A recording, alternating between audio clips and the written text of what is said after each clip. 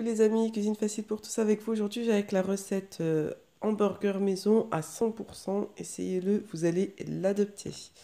Et je viens également avec la recette en accompagnement de patatas maison. Excellent également.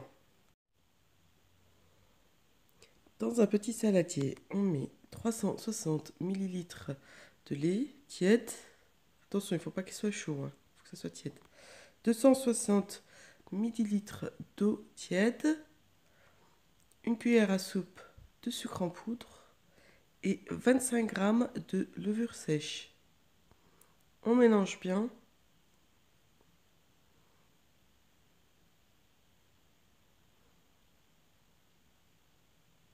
On recouvre et on laisse pousser 10 minutes. Dans la cuve du robot, on met le sel, la farine, le sucre, les œufs. Vous retrouverez tous les ingrédients en barre de description. Voilà. Ça, c'est le mélange levure au sucre. On commence à mélanger dans la cuve du robot.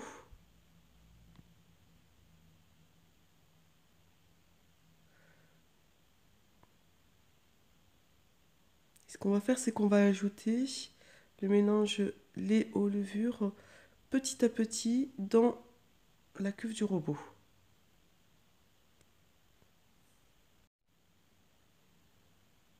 Voilà, on laisse mélanger jusqu'à l'obtention d'une pâte. Lorsqu'on a l'obtention d'une pâte, on ajoute les carrés de beurre mou. Voilà, et à partir du moment où le beurre est incorporé, là, on laisse la pâte pétrir pendant 10 minutes. Voilà le résultat après avoir laissé pétrir la pâte pendant 10 minutes. Là, on recouvre et on laisse la pâte pousser pendant 2 heures. Voilà, maintenant, on va préparer le steak haché. Pour cela, il vous faut 3 petites gousses d'ail. On met en petits morceaux parce que je vais tout mettre à mixer au robot. La moitié d'un poivron et un petit oignon. Voilà, je vais mettre ça dans un mixeur et je mixe ça en petits morceaux.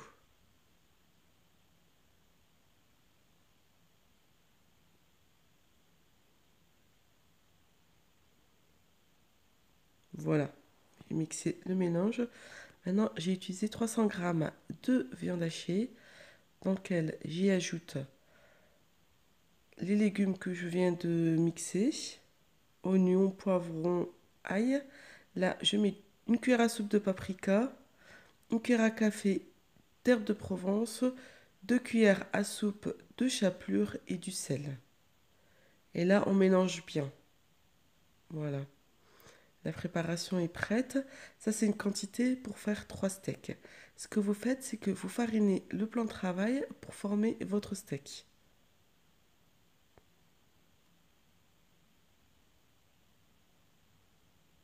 Moi, je vais faire 3 steaks. Voilà. Et là, on l'étale.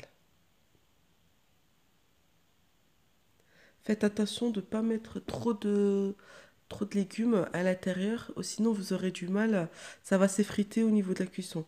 Du coup, vraiment vous mettez un petit oignon, le demi-poivron et les gousses d'ail comme je vous ai fait montrer, hein. Pas plus que ça. Voilà, une fois qu'on a fariné notre steak, hop, ça passe à la cuisson.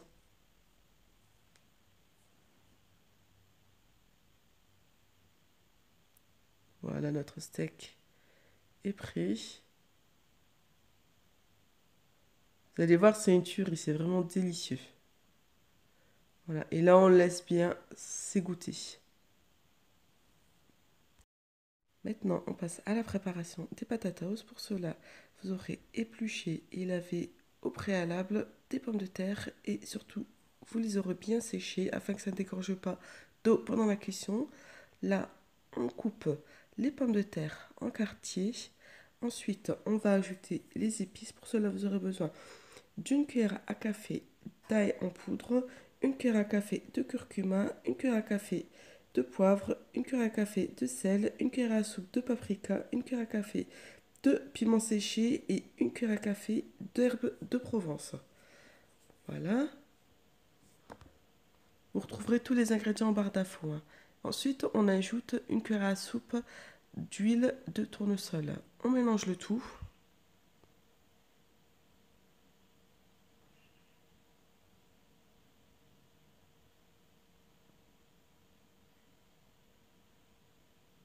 Vous retrouverez tous les ingrédients en barre d'informations, en barre de description plutôt. Ensuite, vous mettez ça dans un plat et vous pouvez le mettre à cuire au four. Vous pouvez, si vous le souhaitez, faire ce mélange plus tôt et le mettre dans le frigo, hein. Vous pouvez le faire ça également. Voilà, après la cuisson des patatas. Voilà, retour sur les hamburgers. Alors, là, on a laissé la pâte gonfler pendant 2 heures. Ensuite, ce qu'on va faire, c'est qu'on va dégazer la pâte.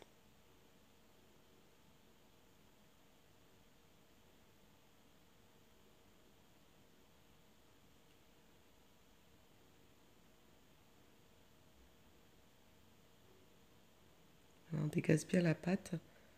Et ensuite, on va former des bâtons. Moi, j'ai fait une grosse quantité que je conserve au congélateur et au besoin. C'est quand même assez long à faire les hamburgers et ça se conserve très très bien. Vous mettez ça dans le congélateur et euh, quand vous en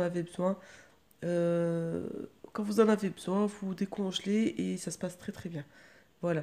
Moi, j'ai fait des petits pâtons de 115 grammes. C'est vraiment la taille standard des hamburgers que vous trouverez dans le commerce. Bien sûr, vous pouvez les faire plus grands. Voilà.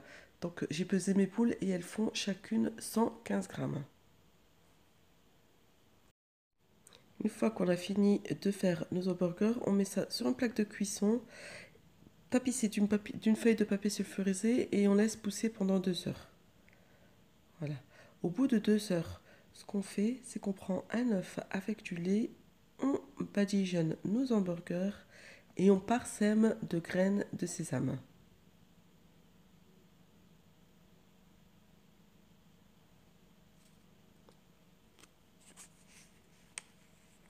Moi j'aime les graines de sésame, hein, donc j'en mets beaucoup.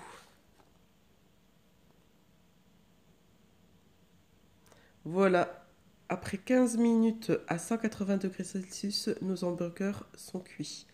Voilà, maintenant on va à la préparation de l'hamburger. Ah, d'abord je voulais vous faire montrer le pain hamburger, comment il est hyper molle. Et je vous raconte pas l'odeur qu'elle dégage. C'est excellent, vraiment excellent. Regardez, je vais vous la couper en deux.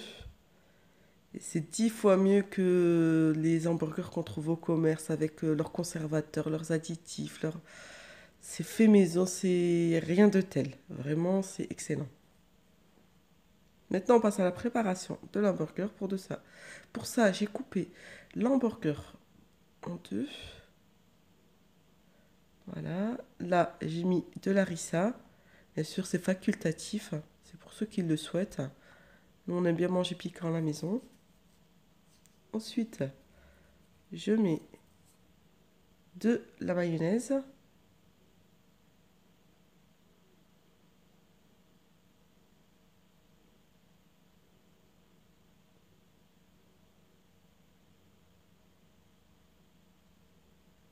Ensuite, je mets des fines tranches de tomates. Du fromage.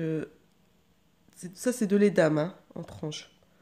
Voilà. Ensuite, je mets ma salade, mon steak haché, encore une petite tranche de fromage, une, une feuille de laitue, et là, on met du ketchup. Vous mettez les sauces que vous souhaitez, que vous aimez, faites-vous plaisir. Voilà l'hamburger. Voilà, a été formé avec les patatas. Voilà, j'espère que la recette vous aura plu. Voilà le résultat. J'espère que la recette vous aura plu. N'hésitez pas à vous abonner et à liker. Et je souhaite un bon appétit à tous ceux qui feront la recette. À bientôt.